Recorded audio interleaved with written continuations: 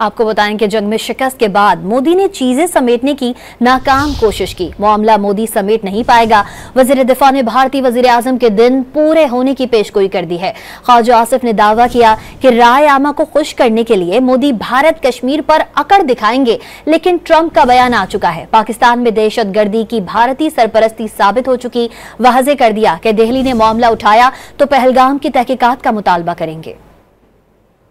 वजीर दिफा ख्वाजा आसिफ ने जल्द नरेंद्र मोदी की भारतीय वजारत उस्मा से छुट्टी की पेशगोई कर दी।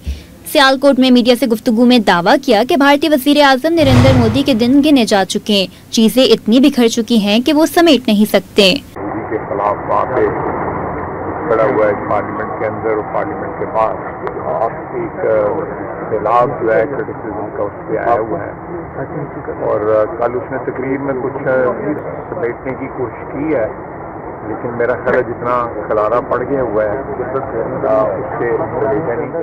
वजीर दिफा ख्वाजा आसिफ ने एक बार फिर वाज़ेह कर दिया कि भारत के साथ मुज़ाकरात के दौरान दहशतगर्दी, कश्मीर और पानी के हवाले से बातचीत होगी।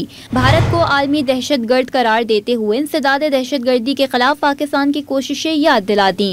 मेरा ख्याल है कि कोई ना कोई ऐसा कमीशन जो है मुज़ाकरात में तरतीब देना चाहिए जो पाकिस्तान की टेररिज्म के खिलाफ जंग है, जो उसको एक्नॉलेज किया जाए। सारी ने मिलकर उतना नुकसान नहीं उठाया जितना पाकिस्तान अकेले ने किया। ख्वाजा आसिफ का मजीद कहना था कि सिंतास मुआहदे को छेड़ा नहीं जा सकता। जब मुज़ाकरात की कोशिशें शुरू हों तो मुआहदे की शिकों के मुताबिक देखना चाहिए।